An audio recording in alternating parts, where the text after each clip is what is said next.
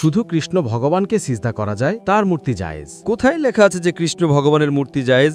দেখুন স্যার, আমার মতে তিনি আমাদের খোদা। ওয়ালাম ইয়াকুল লাহু কুফুয়ান আহাদ। নারে তাকবীর। ভাই যখন অমুসলিম ভাইরা প্রশ্ন করেন তাদের ভয় পাওয়ানো উচিত নয়। আপনি ভয় পাবেন না ভাই সাহেব। আসসালামু আলাইকুম স্যার, আমার নাম রাউল রাম।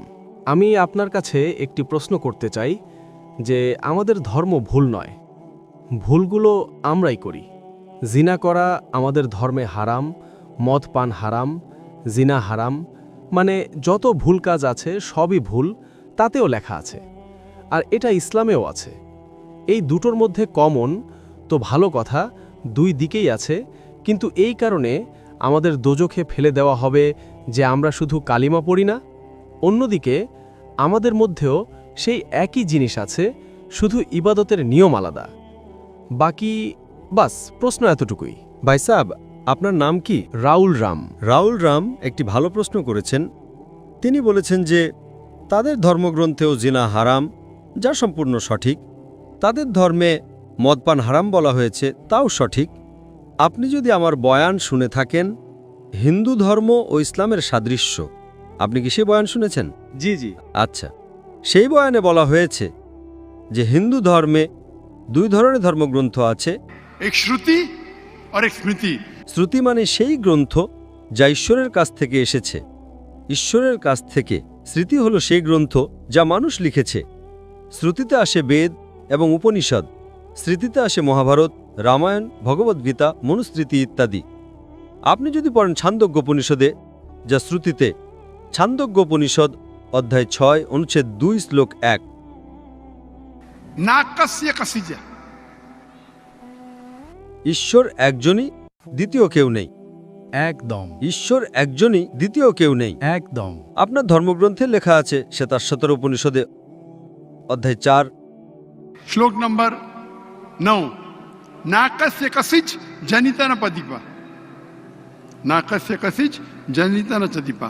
যার অর্থ হলো সেই ঈশ্বরের কোনো পিতামাতা নেই, না মা, না বাবা, না সন্তান। ঠিক আছে। লেখা আছে শ্বেতাশ্বতর উপনিষদে অধ্যায় 4 শ্লোক 19, না তস্র প্রতিমা অস্তি। প্রতিমার শাব্দিক অর্থ হল ছবি, পিকচার, ফটো। মূর্তি, প্রতিমা, চিত্রকলা। না তস্র প্রতিমা অস্তি। সেই ঈশ্বরের কোনো ছবি নেই, কোনো চিত্রকলা নেই, কোনো ছবি নেই, কোনো মূর্তি নেই, কোনো ভাস্কর্য নেই। এটি লেখা আছে যজুর্বেদের 32 অধ্যায় 3 নম্বর শ্লোকেও। না তস্র প্রতিমা অস্তি। তো আপনি যদি ঈশ্বরকে মানেন এবং ঈশ্বরের মূর্তি বানান, তাহলে তা ভুল। আপনার ধর্মগ্রন্থ অনুযায়ী কোরআনকে দূরে রাখুন, হাদিসকে দূরে রাখুন। আপনি কি মূর্তি পূজায় বিশ্বাস করেন ভাই সাহেব? আমি তো শুধু কৃষ্ণ ভগবানের মূর্তিতে বিশ্বাস করি। অন্য দেবতা আছেন, কিন্তু তাদেরকে সিজদা করা যাবে না। শুধু কৃষ্ণ ভগবানকে সিজদা করা যায়, তার মূর্তি জায়েজ। কোথায় লেখা আছে যে কৃষ্ণ ভগবানের মূর্তি জায়েজ? কোথায় লেখা আছে? দেখুন স্যার, আমার মতে তিনি আমাদের খোদা। তাই আমিও আল্লাহকে মানি, কিন্তু আল্লাহর মূর্তি বানানো যাবে না, তবুও আমি আল্লাহকে মানি। যদি আল্লাহর মূর্তি বানানো যায়, তবে তিনি আল্লাহই নন। ওয়ালাম ইয়াকুল লাহু কুফুয়ান আহাদ। নারে তাকবীর। ভাই আমাদের অমুসলিম ভাই আমার কাছে প্রশ্ন করছেন। তাকবীর ভালো কথা, কিন্তু এখন প্রশ্নোত্তর চলছে। তো আমার অনুরোধ যে যখন অমুসলিম ভাইরা প্রশ্ন করেন, তাদের ভয় পাওয়ানো উচিত নয়। তাদের মনে হওয়া উচিত যে আমরা পারস্পরিক ভ্রাতৃত্ব রাখি। সঠিক। তাদের ভয় পাওয়ানো উচিত নয়, যদিও তারা ভয় পান না, মাশাল্লাহ। কিন্তু আপনারা এমন কিছু করবেন না যাতে তারা ভয় পেয়ে যায়। না না আপনি ভয় পাবেন না ভাই সাহেব, এরা শুধু তাকবীর দিচ্ছে। না না। তো আমাদের মতে যার মূর্তি বানানো যায় সে আল্লাহই নন, আর এটা বেদেও লেখা আছে। আপনি কি ইসকনে বিশ্বাস করেন? স্যার, সেটা কল্পনা। সেটাও আমরা জানি যে তাতে খোদা নেই, ওটা একটা কল্পনা। হ্যাঁ, আমাদের ধর্মে খোদার কল্পনা করে মূর্তি বানানো ভুল, এটাই আমি বলছি। আপনি আপনার ধর্মগ্রন্থের উপর আমল করছেন না। যদি আপনি আপনার ধর্মগ্রন্থের সঠিক আমল করেন, তাহলে আপনিও জান্নাতে যাবেন। সত্য কথা, একদম। করতে পারি না, আমরা আমাদের ধর্মকে ফলো করি। শুনুন, আমার ফর্মুলা খুব সহজ। ঠিক আছে।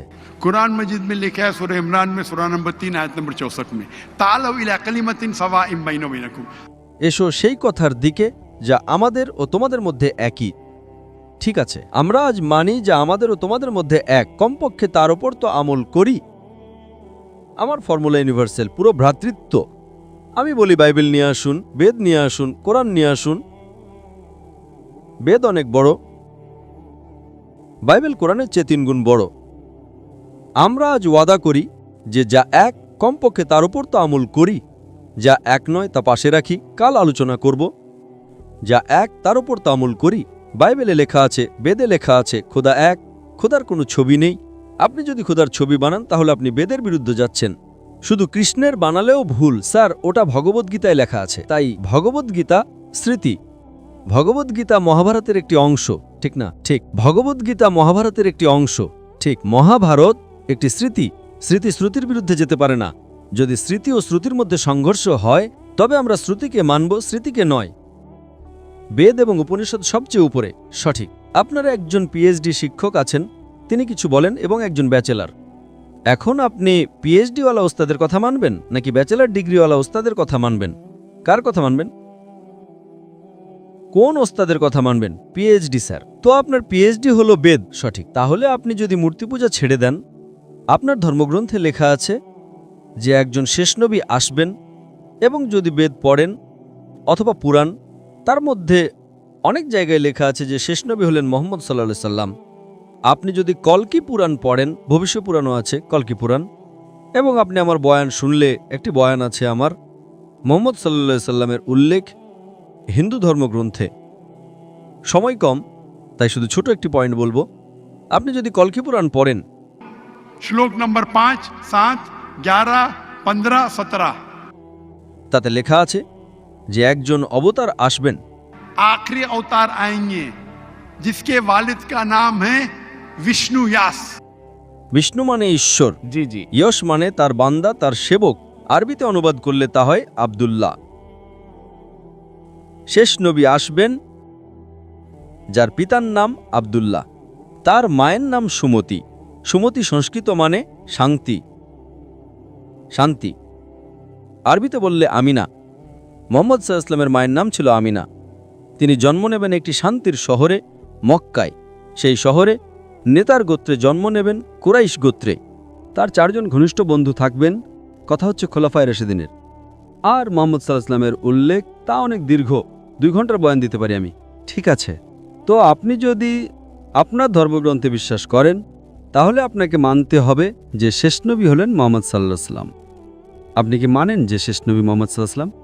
স্যার, আমি পড়িনি, আমি এখনও সঠিকভাবে পড়িনি, তাই আমি জানি না তাতে কি লেখা আছে। পড়েননি তো ভুল কার, আমার না আপনার?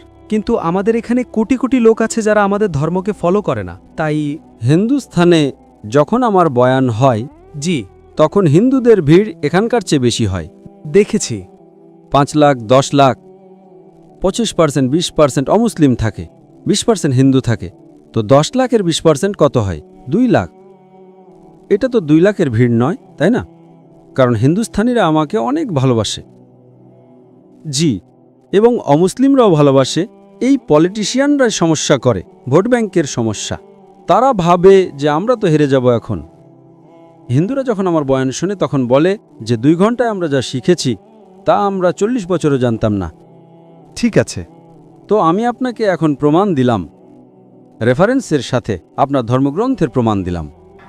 तो आप अगर सच्चे हिंदू हैं তাহলে আপনাকে মানতে হবে যে ঈশ্বর একজন, সেই ঈশ্বরের মূর্তি নেই, তার শেষ নবী হলেন মুহাম্মদ সাল্লাল্লাহু আলাইহি ওয়াসাল্লাম। এখন কি আপনি আপনার ধর্মগ্রন্থের উপর আমল করবেন? জি, করব। যে জিনিসটা কমপক্ষে তার উপর তো আমল করুন। যা সংঘর্ষতা পড়ে, আমি এগুলো জানি, আমি বয়ান দিয়েছি। এতে লেখা আছে যে হিন্দু ধর্মগ্রন্থে মদ পান হারাম, কোরআনে লেখা আছে। সঠিক, আপনার ধর্মগ্রন্থে এটাও লেখা আছে যে শূকরের মাংস খাওয়া হারাম। সঠিক। তাহলে আপনার ধর্মগ্রন্থ কোরআনের চেয়েও কঠোর। তাতে লেখা আছে যে যদি আপনি শূকরের মাংস বিক্রি করেন তাহলে পা এবং হাত, উল্টো পা এবং উল্টো হাত কাটতে হবে।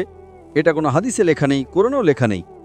আপনার ধর্মগ্রন্থ মনুস্মৃতিতে লেখা আছে যে আপনার উল্টো হাত ও উল্টো পা কাটতে হবে যদি সে শূকরের মাংস বিক্রি করে। সঠিক। তাহলে আপনি যদি সত্যিকারের হিন্দু হন, আপনার ধর্মগ্রন্থ পড়েন। আপনার ধর্মগ্রন্থে লেখা আছে যে শেষ নবী আসবেন এবং শেষ বার্তা দেবেন। শেষ নবী হলেন মুহাম্মদ সাল্লাল্লাহু আলাইহি ওয়াসাল্লাম এবং শেষ বার্তা হলো কোরআন।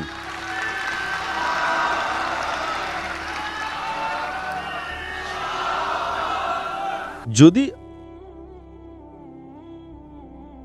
আপনি যদি সত্যিকারের হিন্দু হন তাহলে আপনাকে কোরআন এবং মোহাম্মদ সাল্লাল্লাহু আলাইহি ওয়াসাল্লামের কথা মানতে হবে। আপনি দেখেছেন হিন্দুস্তানে হাজার লোক এর মধ্যে मैं हिंदू इस्लाम कबूल किए। আল্লাহ হেদায়েত দিয়েছেন আমার কারণে নয়, আল্লাহ তাদের হেদায়েত দিয়েছেন। আমার বয়ানের পর অনেক লোক দর্শকের মধ্যে বা বাড়িতে আল্লাহ তাদের হেদায়েত দিচ্ছেন। আমি আপনাকে জিজ্ঞাসা করতে চাই, আপনি কি মানেন আল্লাহর শেষ নবী মোহাম্মদ সাল্লাল্লাহু আলাইহি ওয়াসাল্লাম? স্যার, আমি এখনো দেখব, গিয়ে পড়তে হবে গ্রন্থ, যদি তাতে থাকে তাহলে ঠিক আছে। তাহলে আমার আপনার কাছে অনুরোধ, আপনি আমার ভিডিও দেখুন হিন্দু ধর্ম ও ইসলামের সাদৃশ্য। আচ্ছা, আর সেটা দেখার পর যদি কোনো প্রশ্ন থাকে তাহলে আমার কাছে এসে জিজ্ঞাসা করুন।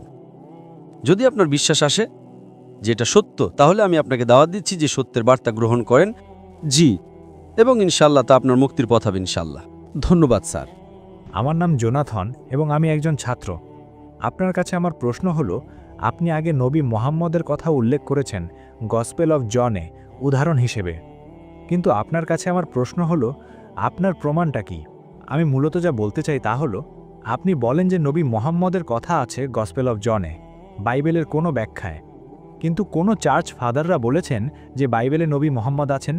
যেমন ধরুন, আমি কোরআনের মতে বলতে পারি না যে যিশু ঈশ্বর, কারণ কোরআন কখনো বলেনি যে যিশু ঈশ্বর।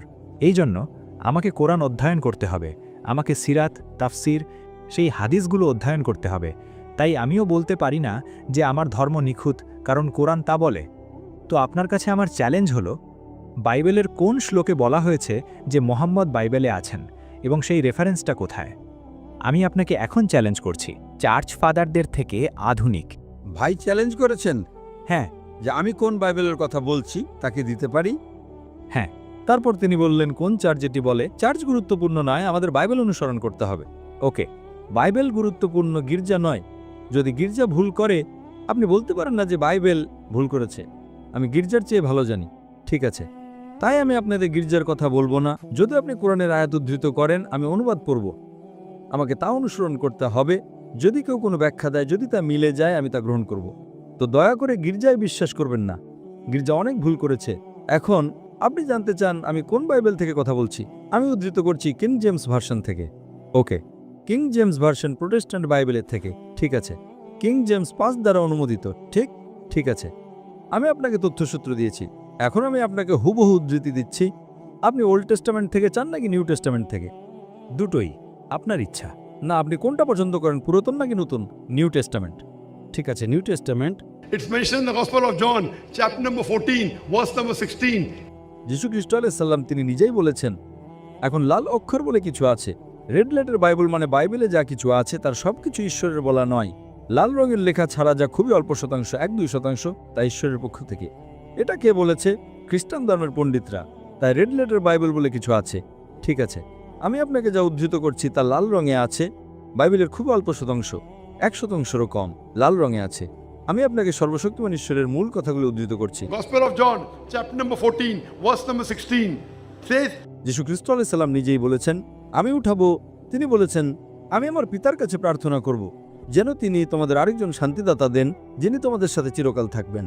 এছাড়াও গসপেল অফ জন, অধ্যায় নম্বর 15, শ্লোক নম্বর 26, যখন সেই শান্তিদাতা আসবেন, যাকে আমার পিতা পাঠাবেন, তিনি আমাকে মহিমান্বিত করবেন। Gospel of John, chapter number 16, verse number 17.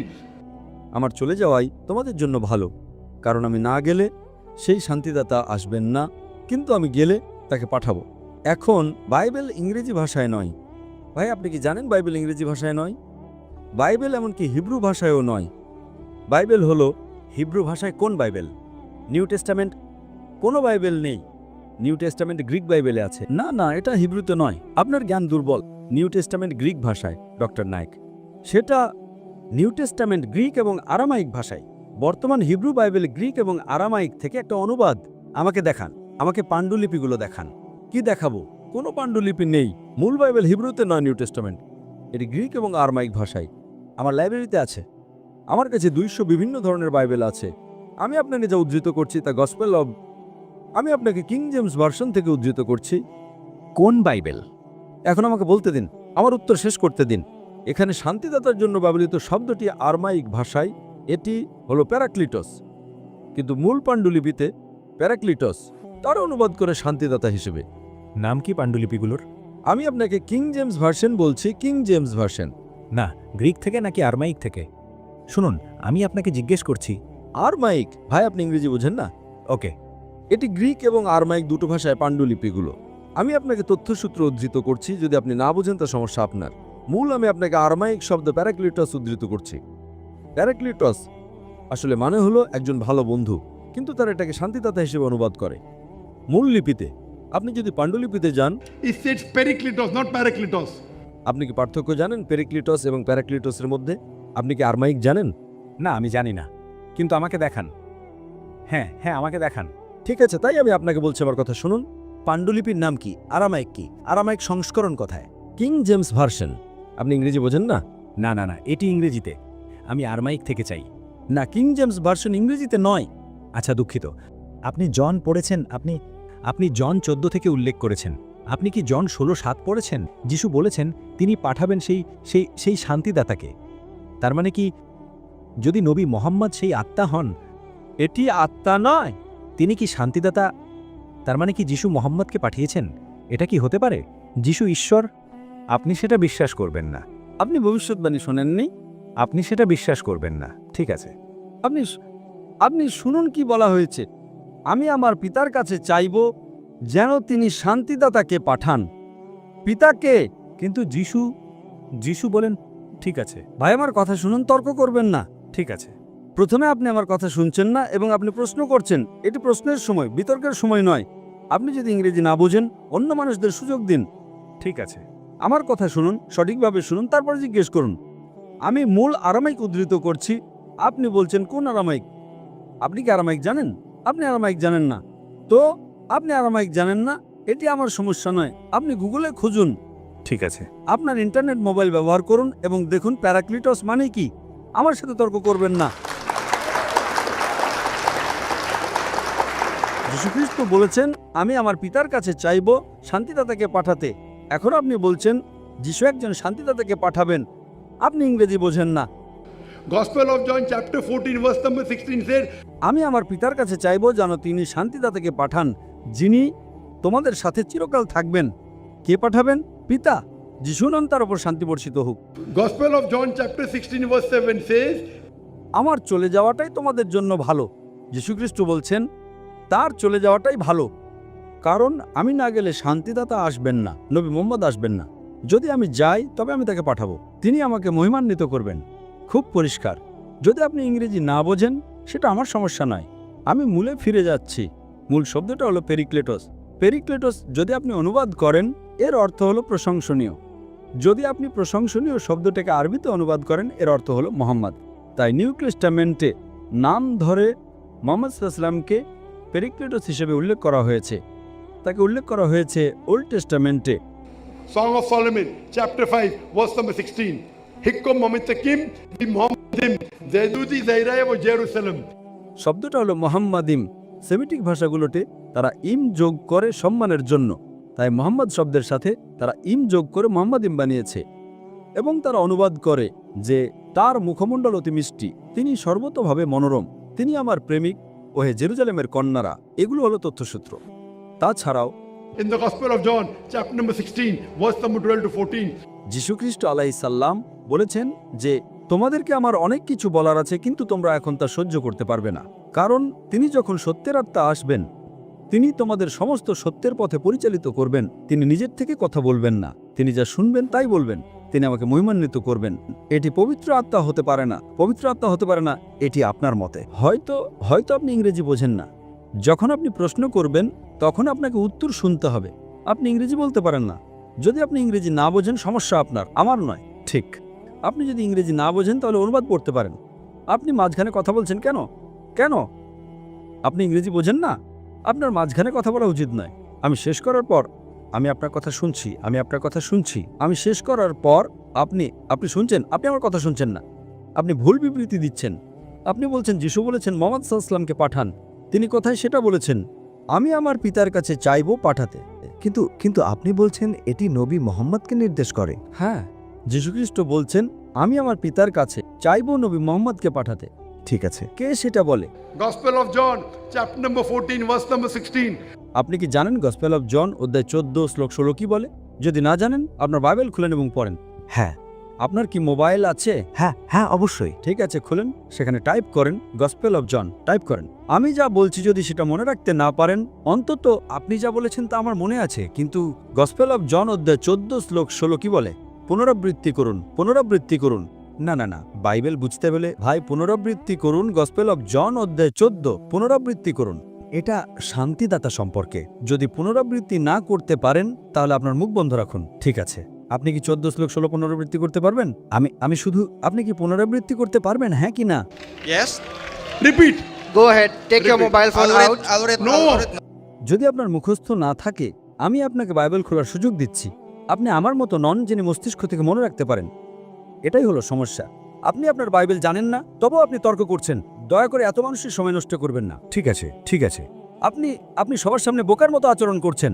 Doctor Naik নন। আপনার প্রশ্ন শেষ। ঠিক আছে হয়তো। ঠিক আছে না, শেষ। আপনি প্রশ্ন করেছেন, আমি উত্তর দিয়েছি। ঠিক আছে কি ঠিক আছে? লাইনের পেছনে যান। ঠিক আছে, আপনাকে ধন্যবাদ ডক্টর নায়েক। আমি শাহাদা পাঠ করব যদি ডক্টর জাকির নায়েক আমার প্রশ্নের উত্তর দিতে পারেন। আমার নাম মিফতাহ, আমি জোম্বাং থেকে এসেছি। আমি একজন নাস্তিক। আমি এমন পরিবারে জন্মেছি যেখানে আমার পরিচয়পত্রে ইসলাম লেখা আছে, কিন্তু আমি নাস্তিক। আমি খ্রিস্ট ধর্মসহ অনেক ধর্ম অধ্যয়ন করেছি এবং খ্রিস্ট ধর্মে আমি অনেক ভুল খুঁজে পেয়েছি। আমার প্রশ্ন হলো, বৌদ্ধ ধর্মের ত্রিপিটকের এমন একটি শ্লোক উল্লেখ করুন যা অন্য কোনো শ্লোকের সাথে বিরোধপূর্ণ অথবা যা বৈজ্ঞানিকভাবে ভুল। ভাই একটি প্রশ্ন করেছেন যে তিনি একজন নাস্তিক এবং তিনি ইসলাম গ্রহণ করবেন যদি আমি তার প্রশ্নের উত্তর দিতে পারি। তিনি বলছেন, আপনি কি বৌদ্ধ ধর্মগ্রন্থ থেকে একটিও ভুল বের করতে পারবো? তাহলে তিনি যদি নাস্তিক হন, তবে তিনি বৌদ্ধ ধর্মগ্রন্থ নিয়ে কথা বলছেন কেন? আমার প্রথম প্রশ্ন আমি জানতে চাই। জয় হোক, আমি এখানে ধর্মগ্রন্থে ভুল বের করতে আসিনি, কিন্তু যেহেতু আপনি জিজ্ঞাসা করেছেন, বৌদ্ধ ধর্মের প্রধান দর্শন 4টি মহৎ সত্যের উপর ভিত্তি করে প্রতিষ্ঠিত। আপনি কি বুদ্ধের 4টি মহৎ সত্যের কথা শুনেছেন? আপনি কি বুদ্ধের 4টি মহৎ সত্যের কথা শুনেছেন? আমি জানি না। আপনি যদি না জানেন তাহলে আপনি বৌদ্ধ ধর্মগ্রন্থ সম্পর্কে কি জানেন? যদি কেউ বলে আমি কোরআন জানি, আপনি কি কুল হল্লাহ আহাদ জানেন? আমি জানি না। সূরা ফাতিহা জানি না। তাহলে আপনি আমার উত্তর কিভাবে বুঝবেন? বৌদ্ধ ধর্মের ভিত্তি হলো বুদ্ধের 4টি মহৎ সত্য। যদি এটি সম্পর্কে না জানেন তাহলে আমার উত্তর কিভাবে বুঝবেন? আপনি বুদ্ধের 4টি মহৎ সত্য জানেন কি? বৌদ্ধ ধর্মের 4টি সত্য কি কি? কিন্তু আপনি যদি তা নাই জানেন তাহলে সেগুলো সঠিক না ভুল কিভাবে বুঝবেন? যাই হোক, আমি আপনার মতো নই। কিন্তু আমি ত্রিপিটক গ্রন্থের শ্লোকের ভুল সম্পর্কে জানতে চেয়েছি। ত্রিপিটক হলো বৌদ্ধ ধর্মগ্রন্থগুলোর মধ্যে একটি। বৌদ্ধ ধর্মগ্রন্থে ধম্মপদ সহ আরও অনেক কিছুই রয়েছে, কিন্তু আমি মৌলিক বিষয় নিয়ে আলোচনা করছি, আরও ভালো মৌলিক বিষয়। এখন বুদ্ধের মতে তিনি বলেছেন যে 4টি মহৎ সত্য রয়েছে। প্রথমটি হলো এই জগতে দুঃখ এবং কষ্ট রয়েছে। দ্বিতীয় সত্য, দুঃখ ও কষ্টের কারণ হলো তৃষ্ণা। তৃতীয়, দুঃখ ও কষ্ট দূর করতে হলে আকাঙ্ক্ষা দূর করতে হবে। চতুর্থ, আকাঙ্ক্ষা দূর করতে হলে অষ্টাঙ্গিক মার্গ অনুসরণ করতে হবে। আমি আবার বলছি, বুদ্ধ বলেছেন প্রথম মহৎ সত্য হলো এই জগতে দুঃখ এবং কষ্ট রয়েছে। দ্বিতীয়ত, দুঃখ ও কষ্টের কারণ হলো তৃষ্ণা। তৃতীয়ত, আকাঙ্ক্ষা দূর করার মাধ্যমে আপনি দুঃখ এবং কষ্ট দূর করতে পারবেন। চতুর্থ, আকাঙ্ক্ষা দূর করার জন্য আপনাকে অষ্টাঙ্গিক মার্গ অনুসরণ করতে হবে। আমি ভুলের কথা জিজ্ঞেস করছি স্যার, অথবা এমন কোনো শ্লোক যা অন্য শ্লোকের সাথে সাংঘর্ষিক। ভাই, আমি যখন উচ্চতর বিষয় নিয়ে আলোচনা করি তখন নিম্ন স্তরে যাই না। এটি অনেক উচ্চতর বিষয়। আমি উচ্চতর বিষয় নিয়ে কথা বলছি। আমি উচ্চতর গ্রন্থ অধ্যয়ন করি, নিম্ন স্তরের গ্রন্থ নয়। এই গ্রন্থগুলো অনেক উন্নত। তিনি যদি বৌদ্ধ ধর্ম সম্পর্কেই না জানেন তাহলে আমি আর কি বলবো? সুতরাং আমি আপনাকে বৌদ্ধ ধর্মের প্রধান খুঁটিগুলোর মধ্যেই ভুল দেখাচ্ছি। আমার প্রশ্ন হলো, বুদ্ধের 3য় মহৎ সত্যটি হলো দুঃখ ও কষ্ট দূর করতে হলে আকাঙ্ক্ষা দূর করতে হবে। চতুর্থটি হলো আকাঙ্ক্ষা দূর করার জন্য আপনাকে 10টা বিধ পথ অনুসরণ করতে হবে। প্রশ্নটা হলো, যদি আমাকে 10টা বিধ পথ অনুসরণ করতে হয় তাহলে সেই পথ অনুসরণ করার জন্য আমার মধ্যে একটা আকাঙ্ক্ষা থাকতে হবে। সুতরাং এটা বলছে যে আকাঙ্ক্ষা দূর করার জন্য আপনার আকাঙ্ক্ষা থাকা উচিত। তাই এটি যৌক্তিকভাবে স্ববিরোধী। আপনি কি বুঝতে পারছেন? হ্যাঁ হ্যাঁ। বুদ্ধের তৃতীয় মত সত্যটি হলো দুঃখ ও কষ্টের কারণ হলো আকাঙ্ক্ষা। তৃতীয় সত্য, আকাঙ্ক্ষা দূর করতে হলে কষ্ট দূর করতে হবে। চতুর্থটি হলো আকাঙ্ক্ষা দূর করার জন্য আপনাকে 10টা বিধ পথ অনুসরণ করতে হবে। তার মানে সেই পথ অনুসরণ করার জন্য আপনার মধ্যে আকাঙ্ক্ষা থাকতে হবে। সুতরাং এটা বলছে যে আকাঙ্ক্ষা দূর করার জন্য আপনার আকাঙ্ক্ষা থাকা উচিত। তাই এটি যৌক্তিকভাবে স্ববিরোধী। সুতরাং মূল ভিত্তিটাই এটা একটা তাসের ঘরের মতো, এটি স্ববিরোধী। আকাঙ্ক্ষা দূর করার জন্য আপনার আকাঙ্ক্ষা কিভাবে থাকতে পারে? সুতরাং এটাই কারণ। এবং আপনি আমার অন্য ভিডিও ক্যাসেটগুলো শুনতে পারেন, যেখানে আমি বৌদ্ধ ধর্ম নিয়ে কথা বলেছি। কিন্তু আমি মূলত শীর্ষস্থানীয় বিষয়গুলো নিয়ে আলোচনা করি, নিম্নস্তরের বিষয়গুলো নয়। আমি প্রধানত ধম্মপদ এবং অন্যান্য ধর্মগ্রন্থ নিয়ে কথা বলছি। আশা করি এটা আপনার প্রশ্নের উত্তর দিয়েছি। ভারতে শান্তি দেবীর পুনর্জন্ম সম্পর্কে, শান্তি দেবীর পুনর্জন্ম নিয়ে আপনার মতামত কি? ভারতে একজন শান্তিদেবী আছেন, ভারতে অনেক শান্তিদেবী আছেন, তার পুনর্জন্ম হয়েছে। এটি হিন্দু ধর্মের একটা দর্শন, কিন্তু এটি অযৌক্তিক এবং অবৈজ্ঞানিক।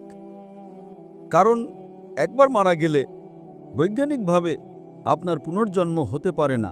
এটা কেবল একটা অনুমান, এটি বৈজ্ঞানিকভাবে মোটেই প্রমাণিত নয়। এবং এমনকি বেদেও যখন পুনর্জন্ম নিয়ে কথা বলা হয়, পুন মানে পরবর্তী, জন্ম মানে জীবন। এমনকি ইসলামও বিশ্বাস করে পুনর্জন্ম বা পরকালে, যার মানে আপনি এই জগতে আসেন এবং পরকালে আপনাকে পুনরুত্থিত করা হবে। কিন্তু কোনো জন্ম মৃত্যুর চক্র নেই, এটা একটা কাল্পনিক কাহিনী। সুতরাং বেদেও যখন পুনর্জন্ম নিয়ে কথা বলা হয় তখন সেটা পরকালের কথা বলে, যেটা আমরা বিশ্বাস করি। আপনি স্বর্গে বা নরকে যাবেন, কিন্তু এটি বিশ্বাস করে না যে আপনি মানুষ হয়ে আবার ফিরে আসবেন, আবার জন্ম নেবেন, আবার ফিরে আসবেন। এটি কেবল একটা অনুমান, যা বৈজ্ঞানিকভাবে অপ্রমাণিত। আশা করি এটা আপনার প্রশ্নের উত্তর দিয়েছি। ঠিক আছে। এবং সূরা ফুসসিলাতের 9 নম্বর আয়াতে বলা হয়েছে যে পৃথিবী 2টি পর্যায়ে সৃষ্টি করা হয়েছে। আপনার মতে পৃথিবী এবং আকাশ কি একসাথে সৃষ্টি করা হয়েছে? আপনার মতামত কি? পৃথিবী ও আকাশ কি একসাথে সৃষ্টি করা হয়েছে নাকি হয়নি? ভাই, সূরা ফুসসিলাতের 41 নম্বর অধ্যায়ের 9 নম্বর আয়াতের কথা বলছেন, যেখানে আকাশ ও পৃথিবীর সৃষ্টি সম্পর্কে বলা হয়েছে। এবং তিনি জিজ্ঞাসা করছেন সেখানে কোনো স্ববিরোধিতা আছে কি না। সেখানে একটা আপাত স্ববিরোধিতা রয়েছে, আপাত। আপনি যদি যৌক্তিক না হন তবে আপনার মনে হতে পারে সেখানে একটা স্ববিরোধিতা আছে। সূরা ফুসসিলাতের 41 নম্বর অধ্যায়ের 9 নম্বর আয়াতে বলা হয়েছে যে আল্লাহ আকাশ ও পৃথিবী সৃষ্টি করেছেন। তিনি আকাশকে 2 দিনে সৃষ্টি করেছেন। তিনি আকাশকে 2 দিনে সৃষ্টি করেছেন এবং তিনি সৃষ্টি করেছেন, দুঃখিত, সেখানে বলা আছে যে তিনি পৃথিবীকে 2 দিনে সৃষ্টি করেছেন, 2 দিন দিয়ে শুরু হয়, এবং পাহাড় সৃষ্টি করেছেন এবং সেগুলোকে পৃথিবীর উপরে স্থাপন করেছেন 4 দিনে, এবং আকাশকে সৃষ্টি করেছেন 2 দিনে। এবং তিনি সেগুলোকে বললেন, তোমরা উভয়ে এসো, ইচ্ছায় বা অনিচ্ছায়। এবং তারা বলল, আমরা অনুগত হয়ে আসলাম। 1 নম্বর 11। সুতরাং প্রশ্ন হলো, যখন আল্লাহ বলেন যে তিনি পৃথিবীকে 2 দিনে সৃষ্টি করেছেন এবং পাহাড়গুলোকে তার উপরে স্থাপন করেছেন উদ্ভিদ সহ 4 দিনে, এবং আকাশকে সৃষ্টি করেছেন 2 দিনে, তাহলে এখানে যদি আপনি 2 + 4 + 2, তবে এটি শোনায় 8-এর মতো। এবং কোরআনের আরও অনেক জায়গায় আল্লাহ বলেছেন যে তিনি আকাশ ও পৃথিবী সৃষ্টি করেছেন 6 দিনে। সুতরাং ইসলামের কিছু সমালোচক আছেন যারা বলেন, দেখো এখানে এটি 2, 4, 2 অর্থাৎ 8 দিন, অথচ অন্য অনেক জায়গায় আল্লাহ বলেছেন তিনি আকাশ ও পৃথিবী সৃষ্টি করেছেন সিত্তাতা আইয়াম, 6 দিনে। সুতরাং একটি স্ববিরোধিতা রয়েছে। আপনি যদি কোরআন পড়েন, কোরআনের আয়াত সূরা ফুসসিলাতের 41 নম্বর অধ্যায়ের 9, 10, 11 নম্বর আয়াতগুলো, সেখানে বলা হয়েছে যে তিনি পৃথিবীকে 2 দিনে সৃষ্টি করেছেন এবং পৃথিবীকে পাহাড় সহ 4 দিনে সৃষ্টি করেছেন। সুম্মা আকাশকে 2 দিনে এখন আরবিতে সুম্মার দুটো অর্থ রয়েছে। এর অর্থ হতে পারে এবং, অথবা একই সাথে হতে পারে। সুতরাং আমি যদি আপনাকে বলি যে আমি একটা বিল্ডিং 6 মাসে তৈরি করতে চাই, আমি 6 মাসে তৈরি করতে চাই, 6 মাসে আমি 6 মাসে বিল্ডিং তৈরি করতে চাই, আমি সীমানা প্রাচীর তৈরি করে 2 মাসে, আমি বেসমেন্ট তৈরি করে 2 মাসে, এবং আমি 20 তলা বিল্ডিংটা তৈরি করি 4 মাসে। আপনি তো 6 মাস বলেছিলেন, এটা তো 4 মাস। সীমানা প্রাচীর 2 মাসে, বেসমেন্ট 2 মাসে। আমি যখন সীমানা প্রাচীর তৈরি করছি তখন আমি একই সাথে বেসমেন্টও তৈরি করছি। সুতরাং আমি যখন 2 মাসে সীমানা প্রাচীর তৈরি করছি তখন আমি বেসমেন্টও 2 মাসে তৈরি করছি। সুতরাং সীমানা প্রাচীর এবং বেসমেন্ট আমরা 2 মাসে তৈরি করছি, তারপর বাকি 20 তলা আমি 4 মাসে তৈরি করছি। তাহলে মোট কত হলো? 8 মাস। 6 মাস, 8 মাস নয়। সুতরাং একইভাবে যখন আল্লাহ বলেন যে তিনি পৃথিবী এবং তার উপরে পাহাড়গুলোকে স্থাপন করেছেন 2 পর্যায়ে, পাহাড় পর্বত 4 পর্যায়ে 6 মাসে, সুম্মা যখন এটা ঘটছিল তখন তিনি আকাশও তৈরি করেছিলেন। সুতরাং আসলে এটা 6 মাসই। কোরআনের কোথাও একটিও সবিরোধিতা নেই। আল্লাহ কোরআনে বলেছেন সূরা নিসার 4 নম্বর অধ্যায়ের 82 নম্বর আয়াতে, আফালা ইয়াদাব্বারুন আল কোরআন, তারা কি যত্ন সহকারে কোরআন নিয়ে চিন্তা করে না?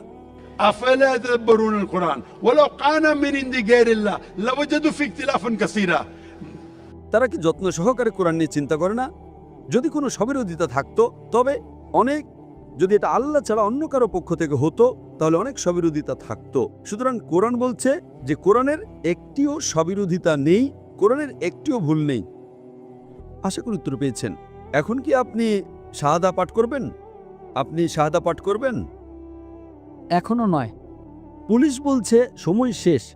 আরেকটি প্রশ্ন। থামুন থামুন, পুলিশ বলছে সময় শেষ। হ্যাঁ, আমি শাহাদা পাঠ করতে চাই। থামুন, আমার কথা শুনুন, আমার কথা শুনুন। আমি শাহাদা পাঠ করতে চাই।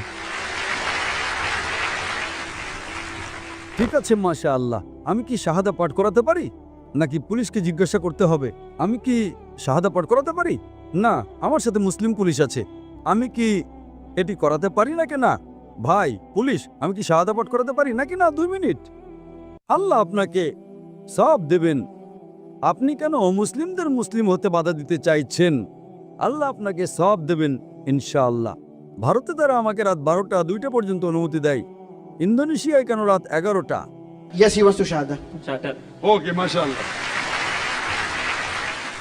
আপনি কি একমত যিশুর একজন? হ্যাঁ, আমি এক ঈশ্বরে বিশ্বাস করি। আপনি কি বিশ্বাস করেন যে হযরত মুহাম্মদ ঈশ্বরের নবী? হ্যাঁ, আমি বিশ্বাস করি।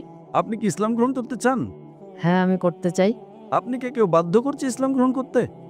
না, কেউ নেই, না। আপনি কি নিজের ইচ্ছেই করছেন? হ্যাঁ, স্বেচ্ছায়। আপনি কি টাকার বিনিময়ে ইসলাম গ্রহণ করছেন? কেউ নেই, শুধু আমার পরিবার মুসলিম পরিবার থেকে এসেছি, তাই আমি ইসলাম গ্রহণ করতে চাই। আমি আপনার ভিডিওগুলো থেকে খুঁজে বের করেছি। মাশাআল্লাহ, মাশাআল্লাহ। ইনশাআল্লাহ আমি আরবিতে বলবো, আপনি পুনরাবৃত্তি করতে পারেন। আশহাদু আশহাদু আল্লাহ আল্লাহ ইলাহা ইলাহা ইল্লাল্লাহ ইল্লাল্লাহ ওয়া আশহাদু ওয়া আশহাদু আন্না আন্না মুহাম্মাদান মুহাম্মাদান আবদুহু আবদুহু ওয়া রাসূলুহু। ওয়া রাসূলুহু। আমি সাক্ষ্য দিচ্ছি আমি সাক্ষ্য দিচ্ছি যে যে কোনো উপাস্য নেই কোনো উপাস্য নেই আল্লাহ ছাড়া, আল্লাহ ছাড়া। এবং আমি সাক্ষ্য দিচ্ছি এবং আমি সাক্ষ্য দিচ্ছি যে যে নবী মুহাম্মদ সাল্লাল্লাহু আলাইহি সাল্লাম নবী মুহাম্মদ সাল্লাল্লাহু আলাইহি ওয়াসাল্লাম হলেন রাসূল হলেন রাসূল এবং বান্দা এবং বান্দা একমাত্র আল্লাহর। একমাত্র আল্লাহর। মাশাআল্লাহ, আপনি এখন মুসলিম। তাকবীর, তাকবীর, আল্লাহু আকবার। এবং আমি আল্লাহ সুবহানাহু ওয়া তাআলার কাছে প্রার্থনা করি যেন আপনার পূর্বের সমস্ত গুনাহ মাফ করা হয়। আল্লাহ আপনাকে এই দুনিয়া ও পরকালে সর্বোত্তম প্রতিদান দেন। আল্লাহ আপনাকে আপনার বন্ধু এবং পরিবারকে ইসলামের পথে আনার জন্য পথ দেখান ইনশাআল্লাহ। আমার নাম রোজ এবং আমি কাটার এয়ারওয়েজে কাজ করি। আমার প্রশ্নটি হলো, আমি শুনেছি আপনি ধর্ম নিয়ে অনেক কথা বলেন এবং আমি বাইবেলের কথা বলবো কারণ আমি সেটাই জানি। আপনি বলেন আপনি যিশুকে একজন ধর্মীয় নেতা হিসেবে উল্লেখ করেন, কিন্তু আমার জানা মতে যিশু কোনো ধর্ম প্রবর্তন করতে আসেননি, এমনকি তিনি কোনো ধর্মীয় নেতাও নন। যিশু এই পৃথিবীতে যা প্রবর্তন করেছিলেন তা হল ঈশ্বরের রাজ্য, কিংডম অফ গড। দ্বিতীয় প্রশ্ন, হয়তো আপনি বিস্তারিত বলতে পারবেন ঈশ্বরের ধর্ম কোনটি? কারণ আমি যতদূর গবেষণা করেছি আমি বুঝতে পেরেছি যে যিশু, যিনি আমার প্রভু এবং মুক্তিদাতা, তিনি এগুলোর কোনোটাই প্রবর্তন করেননি। তিনি স্বর্গের শাসন ব্যবস্থা প্রবর্তন করেছিলেন। অন্য কথায় তিনি স্বর্গীয় শক্তির মাধ্যমে পৃথিবীকে এক নতুন শাসন ব্যবস্থার অধীনে আনতে চেয়েছিলেন। এখানে অনেক বিতর্ক আছে। অন্য প্রশ্নটি হল, বোন, দয়া করে একবারে একটি প্রশ্ন করুন। আপনি ইতিমধ্যে দুটি প্রশ্ন করে ফেলেছেন। উত্তর দেওয়ার পর আপনি পরের প্রশ্নটি করতে পারবেন। ঠিক আছে। একবারে একটি। বোন দুটি প্রশ্ন করেছেন এবং আমার মনে হয় তিনি একজন খ্রিস্টান। তিনি বলেছেন যে আমি বলেছি যিশু একজন ধর্মীয় নেতা ছিলেন। আমি কখনোই এমনটা বলিনি। আমি কখনোই বলিনি যে যিশু আলাইহিসসালাম একজন ধর্মীয় নেতা ছিলেন। আমি বলেছি তিনি ছিলেন ঈশ্বরের একজন নবী, ঈশ্বরের বাণীবাহক, এবং ধর্মীয় নেতার মধ্যে আকাশ পাতাল পার্থক্য রয়েছে। একজন ঈশ্বরের বাণীবাহক অনেক বেশি মর্যাদাবান। আজকের পৃথিবীতে অনেক ধর্মীয় নেতা আছেন। যীশুখ্রিস্ট আলাইহিসসালাম ছিলেন ঈশ্বরের একজন বাণীবাহক, এবং আপনি আপনার প্রশ্নে বলেছেন যে তিনি আপনার প্রভু এবং মুক্তিদাতা। তাই প্রথমে বোন আপনাকে বলি, ইসলামই একমাত্র অখ্রিস্টান ধর্ম যা যীশুখ্রিস্ট আলাইহিসসালামকে বিশ্বাস করাকে ঈমানের অবিচ্ছেদ্য অংশ মনে করে। কোনো মুসলমান প্রকৃত মুসলমান হতে পারে না যদি সে যীশুখ্রিস্টকে আলাইহিসসালামকে বিশ্বাস না করে। আমরা বিশ্বাস করি যে যীশুখ্রিস্ট আলাইহিসসালাম সর্বশক্তিমান ঈশ্বরের অন্যতম শ্রেষ্ঠ বাণীবাহক ছিলেন। আমরা বিশ্বাস করি যে তিনি ছিলেন মসীহ, যাকে অনুবাদ করলে হয় খ্রিস্ট। আমরা বিশ্বাস করি যে তিনি অলৌকিকভাবে কোনো পুরুষের হস্তক্ষেপ ছাড়াই জন্মগ্রহণ করেছিলেন, যা আজকের অনেক আধুনিক খ্রিস্টান বিশ্বাস করে না। আমরা বিশ্বাস করি যে তিনি ঈশ্বরের অনুমতিতে মৃতকে জীবন দান করেছিলেন। আমরা বিশ্বাস করি যে তিনি ঈশ্বরের অনুমতিতে জন্মান্ধ এবং কুষ্ঠ রোগীদের সুস্থ করেছিলেন। মুসলমান এবং খ্রিস্টানরা এই বিষয়গুলোতে একমত। কিন্তু কেউ প্রশ্ন করতে পারে, তাহলে মতপার্থক্যটা কোথায়? মতপার্থক্যটা হলো অধিকাংশ খ্রিস্টান বিশ্বাস করে, যার মধ্যে আপনিও আছেন, যা আপনার প্রশ্ন থেকে বোঝা গেল, যে যীশুখ্রিস্ট আলাইহিসসালাম নিজেকে ঈশ্বর দাবি করেছিলেন, এবং অধিকাংশ খ্রিস্টান বিশ্বাস করে যে যীশুখ্রিস্ট আলাইহিসসালাম হলেন ঈশ্বর। বোন, আমি আপনাকে মনে করিয়ে দিই, আমি তুলনামূলক ধর্মের একজন ছাত্র। আমি বাইবেল পড়েছি। পুরো বাইবেলে এমন একটিও স্পষ্ট উক্তি নেই যেখানে যীশুখ্রিস্ট আলাইহিসসালাম নিজেও বলেছেন যে আমি ঈশ্বর, অথবা যেখানে তিনি বলেছেন আমার উপাসনা করো। যদি বোন আপনি বাইবেলের যে কোনো জায়গা থেকে এমন একটি স্পষ্ট উক্তি, বাইবেলের যে কোনো জায়গা থেকে এমন একটি দ্ব্যর্থহীন উক্তি যেখানে যীশুখ্রিস্ট, তার উপর শান্তি বর্ষিত হোক, নিজে বলেছেন যে আমি ঈশ্বর, অথবা যেখানে তিনি বলেছেন আমার উপাসনা করো, তাহলে আমি জাকির নায়েক আজই খ্রিস্টান ধর্ম গ্রহণ করতে প্রস্তুত।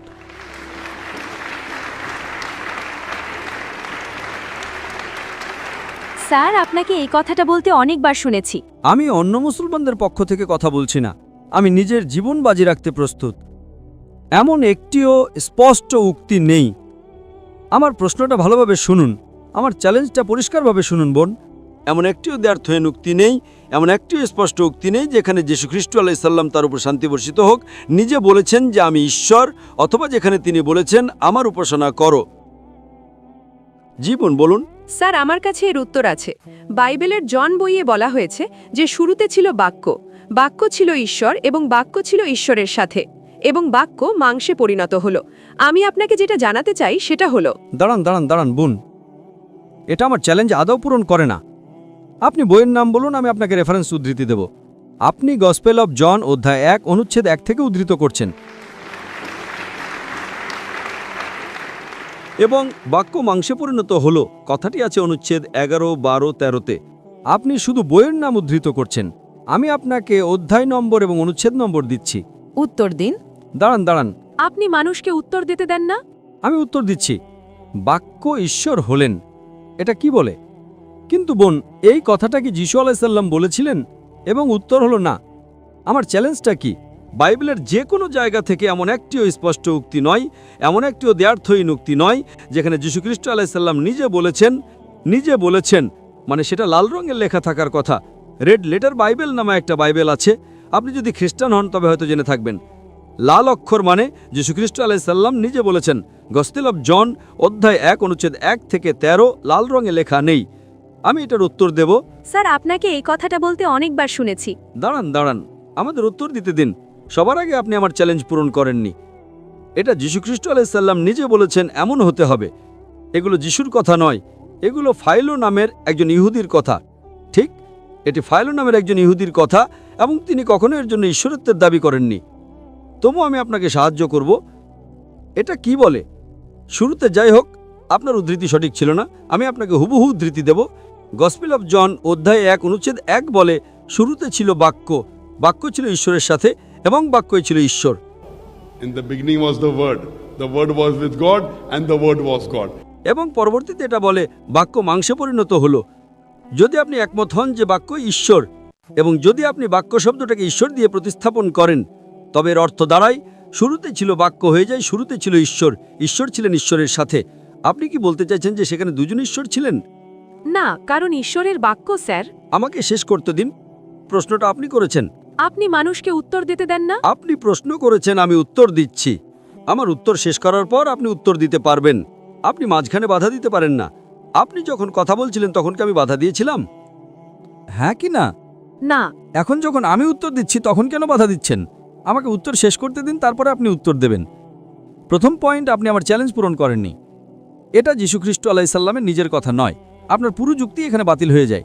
তবু আমি উত্তর দিচ্ছি। আপনি বলেননি।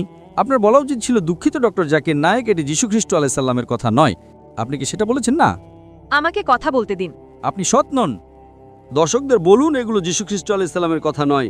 আমি কি ঠিক বলছি নাকি ভুল? আপনি জানেন না। দেখুন, আপনি উদ্ধৃতি দিচ্ছেন অথচ আপনি জানেন না। আমি তুলনামূলক ধর্মের একজন ছাত্র। এই কথাগুলো যীশু আলাইসাল্লাম বলেননি। তবু আমি উত্তর দিচ্ছি। আপনি যদি বলেন বাক্য ঈশ্বর এবং যদি বাক্য শব্দটাকে ঈশ্বর দিয়ে প্রতিস্থাপন করেন, তবে এর অর্থ দাঁড়ায় শুরুতে ছিল বাক্য হয়ে যায় শুরুতে ছিল ঈশ্বর, ঈশ্বর ছিলেন ঈশ্বরের সাথে। আপনি কি বলতে চাইছেন যে সেখানে দুজন ঈশ্বর ছিলেন? এবং উত্তর হলো না। আমি আপনাকে তৃতীয় একটি উত্তর দিচ্ছি। যদি আপনি মূল পাণ্ডুলিপি পড়েন, প্রথমবার যখন ঈশ্বর শব্দটি ব্যবহার করা হয়েছে, শুরুতে ছিল বাক্য, বাক্য ছিল ঈশ্বরের সাথে। এখানে শব্দটি হলো হ থিয়স।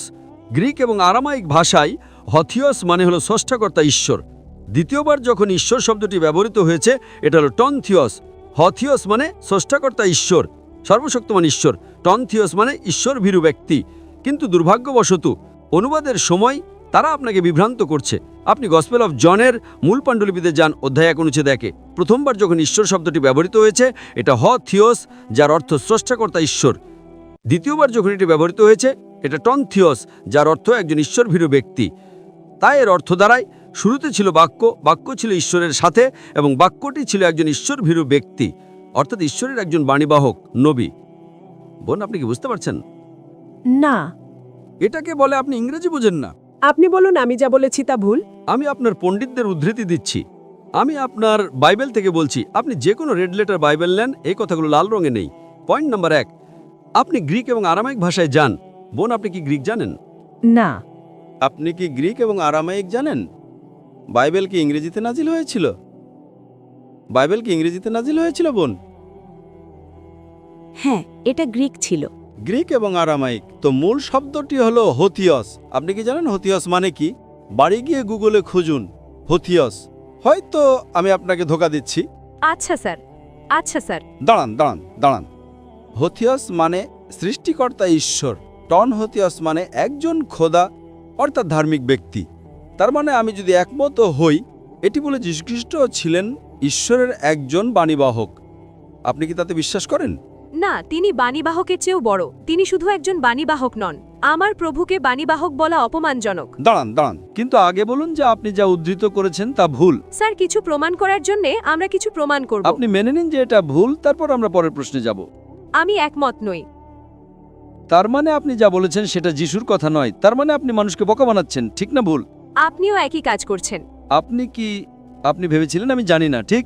না স্যার, আমি এখানে জ্ঞান প্রদর্শন করতে আসিনি। আমি সত্য প্রদর্শন করতে এসেছি। এটা জ্ঞানের প্রশ্ন নয়, এটা বাইবেলের প্রশ্ন। আপনি বিশ্বাস করেন বাইবেল ঈশ্বরের বাণী, ঠিক? হ্যাঁ, আমি করি। আমি বিশ্বাস করি না এটা ঈশ্বরের বাণী। যদিও আপনি বিশ্বাস করেন বাইবেল ঈশ্বরের বাণী, আমি আপনার চেয়ে বাইবেল বেশি জানি, ঠিক? বাইবেল জানা এক জিনিস আর বাইবেলের ওহী বা উপলব্ধি পাওয়া আরেক জিনিস, কারণ আপনি জানেন যখন যিশু এসেছিলেন তখন যারা তাকে চিনতে পারেনি তারা ছিল ধর্মীয় নেতারা, তারা বড় ভুল করেছিল। তারা জানত না তিনি কে ছিলেন, কারণ তিনি গোপন ছিলেন। আর নিউ টেস্টামেন্টের কাজ। বোন, আপনি বাইবেলের এমন একটা জায়গা দেখান যেখানে কোনো স্পষ্টতা ছাড়া, দ্ব্যর্থহীন বা একেবারে পরিষ্কার বক্তব্যে, যেখানে যীশুখ্রিস্ট তার উপর শান্তি বর্ষিত হোক নিজে বলেছেন আমি ঈশ্বর, অথবা যেখানে তিনি বলেছেন আমার উপাসনা করো, আমি খ্রিস্টান ধর্ম গ্রহণ করতে প্রস্তুত। সহজ চ্যালেঞ্জ। আর আপনি বাইবেলের এই বিশাল গ্রন্থ থেকে একটা আয়াত দেখাতে পারছেন না। আমাকে একটা প্রশ্ন করতে দিন স্যার, আপনি কি নিজেকে আপনার কথা থেকে আলাদা করতে পারেন? দুঃখিত। আপনি কি ডক্টর জাকির নায়েককে তার কথা থেকে আলাদা করতে পারেন? আপনি কি ডাক্তারকে আলাদা করতে পারেন? আপনি কি নিজেকে আপনার কথা থেকে আলাদা করতে পারেন? কিন্তু আমি পারি বা না পারি তাতে কি আসে যায়? দেখছেন, আপনি বুঝতে পারছেন না। যিশু হলেন ঈশ্বরের বাণী, যিনি রক্ত মাংসের রূপ নিয়েছেন, কিন্তু ধর্মীয় মনন বা মস্তিষ্ক পঞ্চ ইন্দ্রিয়ের ধরাছোঁয়ার অনেক ঊর্ধ্বে। যিশু ঈশ্বরের বাণী এবং তিনি নিজেই ঈশ্বর। বাইবেল বলে তিনি তাকে এমন এক নাম দিয়েছেন যা অন্য সব নামের ঊর্ধ্বে, যা হলো ঈশ্বরের বাণী। প্রত্যেক নবী তার সময়ের ঈশ্বরের বাণী। মুসা ঈশ্বরের বাণী ছিলেন, যিশু ঈশ্বরের বাণী ছিলেন, ইব্রাহিম ঈশ্বরের বাণী ছিলেন, নবী মোহাম্মদ ঈশ্বরের বাণী। তাহলে সমস্যাটা কোথায়? প্রত্যেক নবী তার সময়ের ঈশ্বরের বাণী। যীশুখ্রিস্ট তার উপর শান্তি বর্ষিত হোক, এর মধ্যে এমন কি পার্থক্য আছে? আপনি আপনার বাইবেল থেকে একটা উক্তি দেখাতে পারছেন না যেখানে যিশু বলেছেন আমি ঈশ্বর, অথবা যেখানে তিনি বলেছেন আমার উপাসনা করো। আর আপনি এখন উদ্ধৃতি দিচ্ছেন। যিশু যা করেছেন তা আর কোনো নবী করেছেন? আমার কাছে এর উত্তর আছে স্যার। বাইবেলের বাণী শুরুর সময় থেকে যিশুর সময় পর্যন্ত আপনি যাদের নবী বলেন তাদের মধ্যে এমন কাউকে দেখান যার শয়তান তাড়ানোর ক্ষমতা ছিল বা অসুস্থদের সুস্থ করার ক্ষমতা ছিল। কেন? কারণ শুরুতে ঈশ্বরেরই একমাত্র ক্ষমতা ছিল শয়তানের মোকাবিলা করার, স্বর্গে মানুষের পতনের পর থেকে। কিন্তু মানুষের পরিত্রাণের জন্য এই বিষয়গুলো গোপন রাখা হয়েছিল। যদি কোনো ব্যক্তি কারোর ভিতর থেকে শয়তান বা জিন তাড়ায়, তবে সে কি ঈশ্বর হয়ে যায়? আজ অনেক মানুষ আছে যারা ঝাড়ফুঁক করে এবং তারা শয়তান তাড়ায়, তারা তো ঈশ্বর হয়ে যায় না। তারা যিশুর কাছ থেকে সেই ক্ষমতা পেয়েছে। আজ বোন, এমনকি এই কাতারেও অনেক মানুষ আছে যারা রুকাইয়া করতে পারে এবং মানুষের ভিতর থেকে শয়তান বের করতে পারে। এটা তাদের ঈশ্বর বানায় না। আমি নিজেও শয়তান তাড়াই যিশুর নামে। ও, তাহলে আপনিও এখন ঈশ্বর হয়ে গেলেন। No, I have been translated because of my faith in Jesus. না, যিশুর প্রতি আমার বিশ্বাসের কারণে আমি পরিবর্তিত হয়েছি। বাইবেল বলে, শুনুন। আমি আপনার সাথে একমত। আপনি যদি বাইবেল পড়েন, ইনজিলে যখন যীশুখ্রিস্ট আলাইহিসসালাম মৃত লাজারাসকে জীবন দান করেন, তিনি সর্বশক্তিমান ঈশ্বরের কাছে প্রার্থনা করেছিলেন। যীশুখ্রিস্ট তার উপর শান্তি বর্ষিত হোক যত অলৌকিক কাজ করেছেন তিনি ঈশ্বরের নামেই করেছেন, তিনি নিজের ক্ষমতায় করেননি। আপনি আমাকে উত্তর দেননি। দুঃখিত, আমাদের হাতে সময় নেই। আপনি হল ভাড়া করে কালকে একটা লেকচার দিতে পারেন, এটা প্রশ্ন উত্তরের সময়। আপনি আমাকে উত্তর দেননি sir. Okay, can we have the next question? আমার নাম লক্ষণ। ডাক্তার সাহেব, আপনি একবার ভারতে অথবা আপনার কোনো বিবৃতিতে বলেছিলেন যে শ্রুতি এবং স্মৃতিশাস্ত্রের মধ্যে শ্রুতিশাস্ত্র অনুসরণ করা বেশি ভালো, মানে বেদ অনুসরণ করতে। কিন্তু আমি শ্রীমদ্ ভগবদ্গীতা অনুসরণ করি, কারণ আমাদের বিশ্বাস অনুযায়ী যখন ভগবান শ্রীকৃষ্ণ এসেছিলেন তখন তিনি বলেছিলেন যে শেষ যে গ্রন্থটি সেটি হলো ভগবানের গান, অর্থাৎ শ্রীমদ্ ভগবদ্গীতা। তাই আমি সেটি অনুসরণ করি।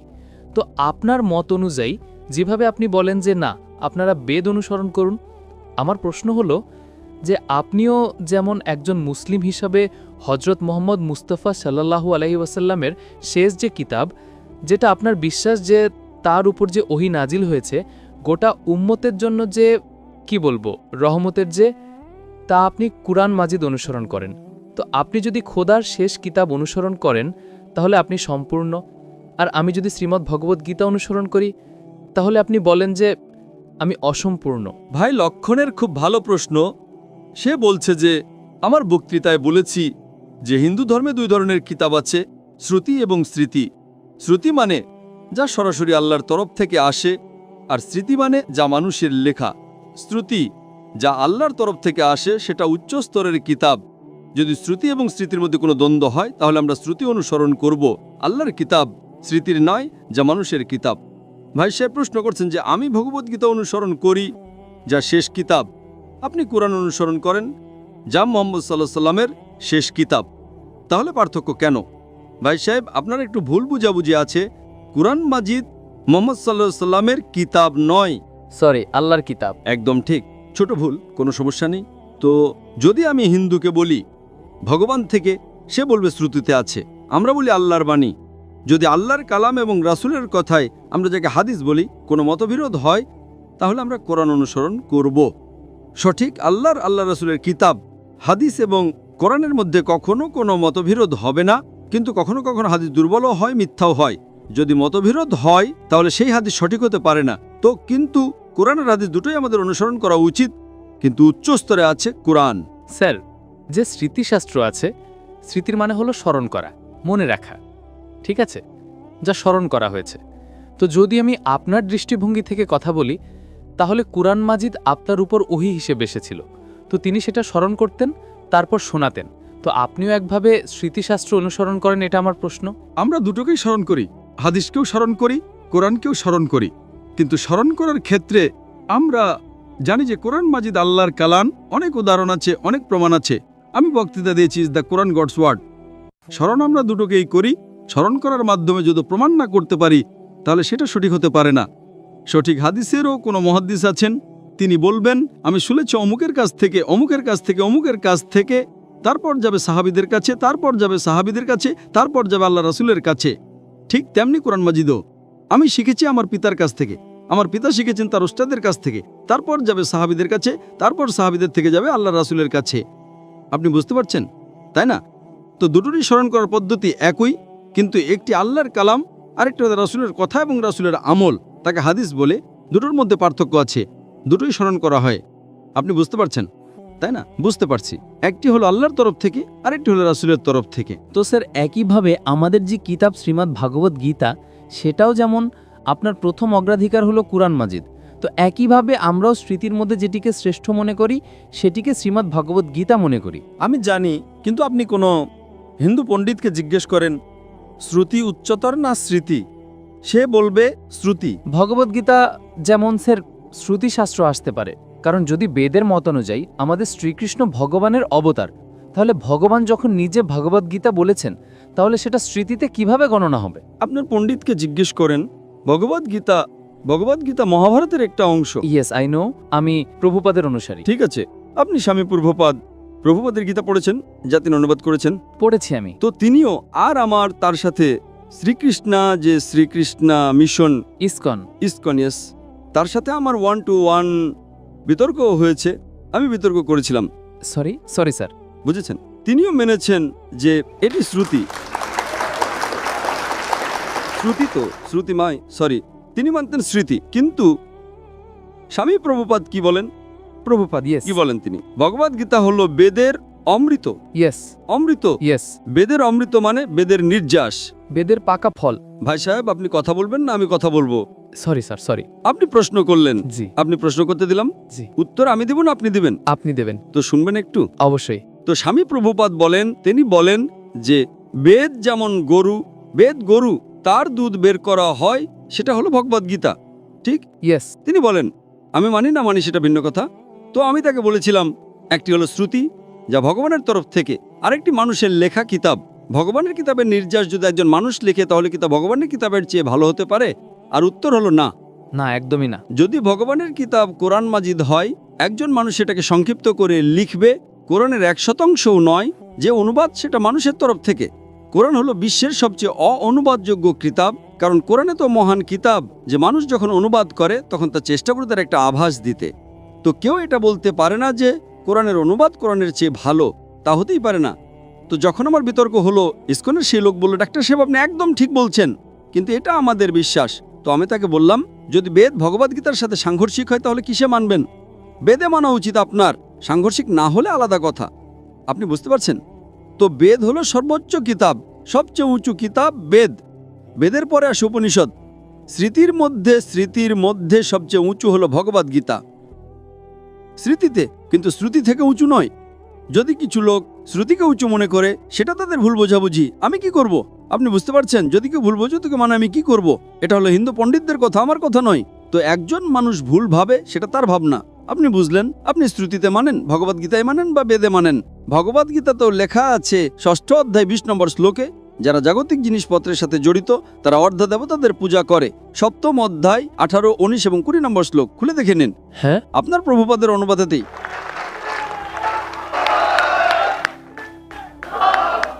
যারা অর্ধদেবতাদের পূজা করে তারা অর্ধদেবতাদের কাছে যাবে। তারা বস্তুপুত্র লোক। আর এই বস্তুপুত্র শব্দটির অনুবাদ স্বামী প্রভুপাদের সংস্কৃত থেকে। স্যার, এটি অধ্যায় 9, শ্লোক 25। জান্তি দেব ব্রতাং দেবা পিত্রান জান্তি ব্রতব্রতা ভূতানি ভূতেজ্জা জান্তি মদ জন বিমাম। যারা আমার ভক্ত তারা আমার কাছে আসবে। ওটা নয়, আপনি অধ্যায় নম্বর 7 দেখুন। আপনি 9 কেন খুলছেন? আপনার 7 আর 9-এর ভিতর পার্থক্য লাগছে কি? এটা কি ঠিক আমি 7 উদ্ধৃতি দিলাম, আপনি 9 যাচ্ছেন? হ্যাঁ, কিন্তু আমি উপদেবতাদের পূজারী নই। উপদেবতারা আলাদা। আমি আপনাকে কোথায় বললাম? আমি যে বলেছি সেটা ঠিক কিনা দেখুন তো। হ্যাঁ, একদম সঠিক। তাহলে কেন আপনি লোকদের অন্যদিকে নিয়ে যাচ্ছেন? না না স্যার। ভাই লক্ষণ, অন্তত সত্যের সঙ্গত দিন। আমি অধ্যায় নম্বর 7 থেকে উদ্ধৃতি দিচ্ছি আর আপনি বলছেন অধ্যায় নম্বর 9। আমার কাছে কোনো বই নেই, আমি মস্তিষ্ক থেকে বলছি, ঠিক তো? তো আমি যদি 7 থেকে উদ্ধৃতি দিই আর আপনি আমাকে না না ডক্টর সাহেব অধ্যায় নম্বর 9। আরে ভাই, আমিও ভগবদ্গীতার ছাত্র, ঠিক তো? ঠিক আছে। আমি স্বামী প্রভুপাদ নয়, কিন্তু আমিও তো ছাত্র, তাই না? আমি ছাত্র কি না? হ্যাঁ, সেটাই। আমি আমার মস্তিষ্ক থেকে উদ্ধৃতি দিচ্ছি, ঠিক তো? আমি যখন অধ্যায় 7 থেকে উদ্ধৃতি দিচ্ছি তখন আপনি অধ্যায় 9-এ কেন যাচ্ছেন? আমার মনে হয়েছিল যে আপনি ওই শ্লোকটি উদ্ধৃত করেছেন যে যারা ভূতের পূজা করে তারা ভূতের কাছে যাবে। পিতৃপুরুষদের পূজা ঠিক। জন্তি দেবব্রতাং দেবা পিত্রান জন্তি ব্রতব্রতা ভূতিনি জানতি ভূতেজ্জা জানতি মদজন ভীমাম। তো যারা আমার ভক্ত তারা আমার কাছে আসবে। একদম ঠিক। তাই আমরা ভূত না প্রেত না কি বলে যে পিতৃপুরুষরা আছেন, আমার পূর্বপুরুষরা, তাদের পূজা না করে এবং উপদেবতাদেরও পূজা না করে যা ভগবদ্গীতা বলে কৃষ্ণের পূজা করি। তাহলে আপনি মানেন যে মূর্তি পূজা ভুল, মানেন আপনি? না, কৃষ্ণের মূর্তি রাখা ভগবদ্গীতা অনুযায়ী নিখুঁত। অধ্যায় 12 যখন অর্জুন জিজ্ঞাসা করলেন যে আমি কার পূজা করব, তখন ভগবান অধ্যায় 12 দ্বিতীয় শ্লোকে বলেছেন যে যদি কেউ আমার সাকার রূপের পূজা করে তাহলে সে আমার অত্যন্ত প্রিয়। তাই আমি ভগবদ্গীতা অনুসরণ করি। তার মানে ভগবদ্গীতাতে বৈপরীত্য আছে। এখনই আপনি বললেন যে ভগবদ্গীতায় লেখা আছে মূর্তি পূজা খারাপ। আমি বলিনি স্যার। আরে আপনার স্বামী প্রভুপাদ বলেছেন। উপদেবতাদের পূজা করা বুদ্ধিহীন মানুষের কাজ। আমি উপদেবতাদের অনুসরণ করছি না, দুঃখিত। আমি শুধু কৃষ্ণকে অনুসরণ করি। একশ্বরবাদ, বহু ঈশ্বরবাদ নয়। আমি সবাইকে ভগবান মানি না, শুধু একজনকে মানি। আপনি যদি ডেমিগডের নিচে পাট্টিকায় পড়েন সেখানে লেখা আছে মূর্তি পূজাও। হ্যাঁ, তো আমি তো উপদেবতাদের পূজা করি না। মূর্তির পূজা করেন কি না? মূর্তির কথা অনুযায়ী আপনার মতে মূর্তি হলো একটি আকৃতি তৈরি করা, কিন্তু আমার মতে আদর্শ হলো কৃষ্ণ। আমি আপনার মত অনুযায়ী চলবো না। আমি শুধু জিজ্ঞেস করছি, আমরা এখন বিতর্ক করছি না, ঠিক তো? এটা বিতর্কের সময় নয়। আচ্ছা স্যার, সরি। আপনি যদি মাঝে হস্তক্ষেপ না করেন তাহলে লোকেরা বুঝবে। ঠিক আছে। আপনি কি মানেন যে ডেমিগডকে পূজা করা আপনি করেন? আমি কোথায় পাচ্ছি কেন? আমি কি করছি? আমি ডেমিগডসদের পূজা করি না। ভাই সাহেব, আমি আপনাকে প্রশ্ন করার সুযোগ দিয়েছি। জি স্যার। আপনি আমার সাথে বিতর্ক করতে চান? না স্যার। তো এই নিয়ম ভাঙা কি ভালো কথা? আপনি আমাদের নিয়ম ভাঙছেন। ভাঙবেন কি ভাঙবেন না? না না স্যার, এখন আপনি বলবেন, আমি শুনবো। ভাঙছেন কি হ্যাঁ কি না? ভাঙছেন কি না? জি স্যার। আর আমি তো মাশাআল্লাহ ধৈর্য ধরছি, কারণ আমার একজন অমুসলিম ভাই আমার সামনে দাঁড়িয়ে আছে, আমার হিন্দু ভাই সামনে দাঁড়িয়ে আছে। মুসলিম হলে কি হতো? মুসলিম হলে আমি বলতাম সরে যা ভাই, কারণ আপনি আমার অতিথি। আমি ধৈর্য ধরছি। জি স্যার। আমি আপনাকে সম্মান করছি, কিন্তু সম্মান করার মানে এই না যে আপনি সব লোকের সময়। হাজারো লোক আছে এখানে, ঠিক তাই না? আমি তো শুধু বেদের ব্যাপারে বলছি, আমি ভগবদ্গীতার ব্যাপারে বলছি। যদি বেদ আর ভগবদ্গীতায় দ্বন্দ্ব হয়, বেদে লেখা আছে, সেটা সেদির উপনিষদের 4 নম্বর অধ্যায় 19 নম্বর শ্লোক, না তস্যপতমস্তি। যজুর্বেদ 32 নম্বর অধ্যায় 3 নম্বর শ্লোক, না তস্যপতিমাস্তি। প্রতিমা মানে ছবি, অনুবাদ করলে হয়ে যায় ফটোগ্রাফ, পেন্টিং, আইডল, স্ট্যাচু। না তস্যপতিমাস্তি। সেই খোদার, সেই ভগবানের কোনো প্রতিমা নেই, কোনো ফটোগ্রাফ নেই, কোনো পেন্টিং নেই, কোনো ছবি নেই, কোনো আইডল নেই, কোনো ভাস্কর্য নেই। এখন আমি বেদ থেকে উদ্ধৃতি দিচ্ছি। যদি বেদ আর ভগবদ্গীতায় দ্বন্দ্ব হয়, তাহলে হিন্দু ধর্মের হিসেব অনুযায়ী আপনাকে বেদ অনুসরণ করতে হবে। আপনি না করেন আমি কি করব? আমি জোর করতে পারি না। জি স্যার, আমি ভগবদ্গীতা ফলো করি। করুন না, আপনাকে যাকে অনুসরণ করতে ইচ্ছে করে করুন, কিন্তু আমি তো আপনাকে বলতে পারি আমি জ্ঞান সম্পর্কে কি জানি। বুঝে গেছি। আপনাকে ভগবদ্গীতা অনুসরণ করতে হবে, স্বামী প্রভুপাদকে অনুসরণ করতে হবে, স্বামী প্রভুপাদকে জিজ্ঞেস করতে হবে। আমি তো আপনাকে আটকাতে পারি না। আমি শুধু বলতে পারি যে আপনার কিতাবে এটা লেখা আছে, আপনাকে অনুসরণ করতে হলে করুন, না করতে হলে না করেন। কারণ কোরআনে লেখা আছে লা ইকরাহা ফিদ্দীন। ধর্মে কখনো কাউকে জোর করতে পারবেন না। আমি আপনার সাথে কথা বলতে পারি, মানলে ভালো কথা, না মানলে আমি বলবো নো প্রবলেম, আমি আপনার সাথে ঝগড়া করব না, ঠিক তাই না? Thank you sir. আপনি কি আবার গবেষণা করেন? চলবে স্যার। ঠিক তাই না? আপনার আমার মাপকাঠি কি? কেউ যদি আমার সাথে বিতর্ক করতে চায়, তাহলে সে আমার সমকক্ষ হবে। লোকেরা বলবে, আরে বাচ্চা ছেলের সাথে বিতর্ক করছে জাকির। আমারও তো ইজ্জত আছে ভাই, আছে কি নেই? আমার ইজ্জত। আপনাকে আমি শুনেছি। আবার কথা বলছেন। আপনার শ্রী শ্রী রবিশঙ্কর, শ্রী শ্রী রবিশঙ্কর, লাখো লোক তাকে ভগবান মানে, জানেন আপনি? আপনি তো মানেন না ভাই, আপনি কৃষ্ণের ভক্ত। জি স্যার। কার ভক্ত? কৃষ্ণ, পরম পুরুষোত্তম ভগবান শ্রীকৃষ্ণ, কৃষ্ণের ভক্ত। কিন্তু আমি শ্রী শ্রী রবিশঙ্করের সাথে বিতর্ক করেছিলাম। হাজারো লোক তাকে ভগবান মানে। তিনি বলেছিলেন আমি 4 বছর বয়সে ভগবদ্গীতাকে মুখস্থ করে ফেলেছি। আমার বিতর্কে একটা শ্লোকও বলেনি ভগবদ্গীতার ব্যাপারে, 4 বছর বয়সে। ঠিকমতো মনে রাখেনি।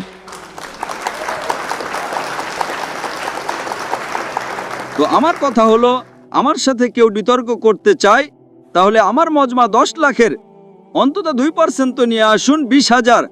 আপনার হিন্দুদের মধ্যে থেকে কেউ 20,000 একত্রিত করতে পারে, আমার সাথে বিতর্ক করতে চাইলে আমি করব। না স্যার। 20,000 এক বৈঠকে, ঠিক?